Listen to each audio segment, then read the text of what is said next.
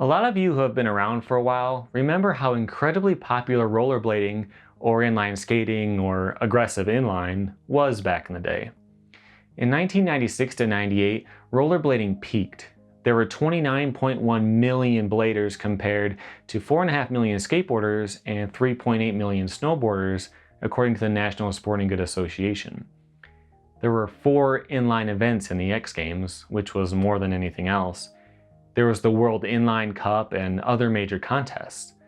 But despite this meteoric rise, rollerblading faced a lot of issues. Skateboarders slowly developed our culture, from the style to the types of ramps and the gear that we use. Next thing you know, inline skaters are coming in and just using all of the same stuff.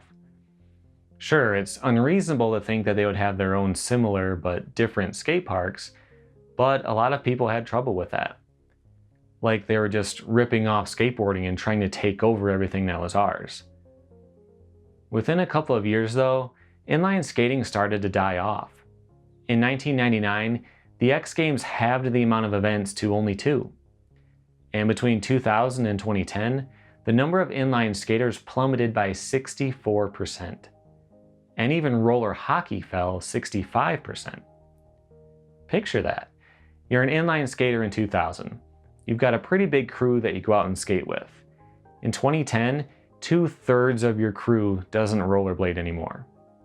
Yes, skateboarding fell 31% in that same time. Part of that is just the kids who started because of the X Games and the Tony Hawk video games finally lost interest. But those who quit weren't really the core skaters anyway because we're clearly still thriving. In 2004, the X Games dropped Aggressive Park and then combined men's and women's vert. Then in 2005, they removed inline entirely, replacing it with women's skateboarding. A lot of other contests shut down, and the Aggressive Skaters Association fizzled out. Google Trends shows interest in the term rollerblade peaking in April 2004, which is the start of when they collected this data, and shrinking down to about 19% of that today. Now, pro inline skaters only make a few grand a year, and a lot of big names have lost their sponsors because of cost cutting. So what happened to it? There are a few theories out there. First was just that it became uncool.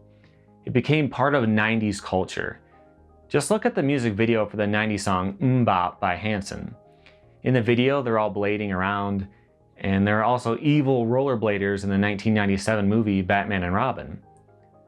So these days, we look back at 90s music and movies and just cringe at how awful they were, and rollerblading is intertwined with that culture, whether it deserves it or not. Another uncool aspect is that it was often connected with little kids who wanted to hang around the skate park. In the place I grew up, we had a few indoor skate parks. Mom would come drop off her kids like a daycare while she went to go get her nails done. The kids would rent blades because they played hockey last summer, and then they would just roll around the skate park, afraid of all the ramps, and just get in the way. Yeah, there were kids who were doing some crazy stuff like backflips and all that, but if I ever heard the term rollerblader growing up, my first thought is a kid sitting on a ramp and just refusing to get up because he's too scared to try to drop in or do anything. In general, skateboarders would at least learn how to push and how to turn before they spent their money going to a skate park. Plus, they could always just step off their board if they had to. And that leads me to my next point. Many people find that being attached to your skates is just too intrusive. With a skateboard or even a BMX bike, you can ride to the spot, toss it over a fence, climb the fence, walk through some grass, and go do your thing. With skates though, you have to bring spare shoes, unlace, relace, climb, walk, unlace, and relace again before you can do anything. It's a small thing, but if you can choose, that might be enough to make you lean toward a skateboard. The rollerblading documentary called Barely Dead from 2006 offers an alternate idea. It claims that too many skateboarders were becoming bladers, so we went out of our way to kill them. Big Brother magazine kept saying inline was gay, and we muscled them out of the X Games somehow. I don't know how much I believe any of that, but maybe there's a grain of truth somewhere. Next, the lack of TV coverage was another big obstacle.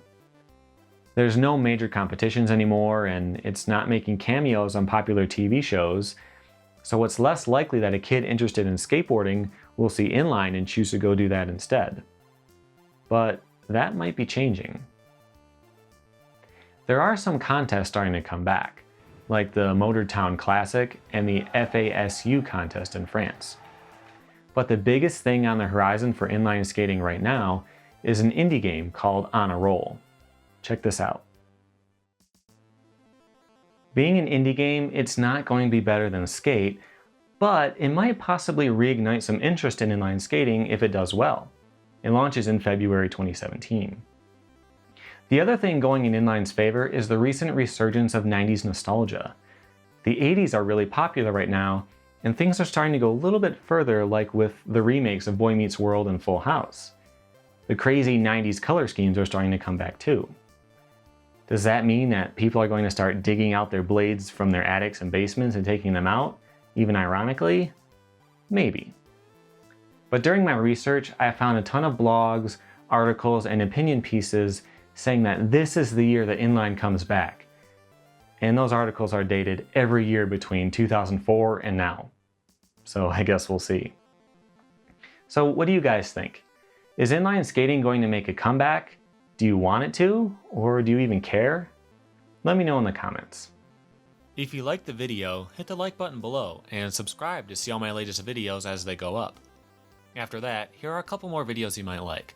The latest Shred School trick tip for no comply big spin flips, and my recent review of Skate It for the Nintendo DS. Thanks for watching.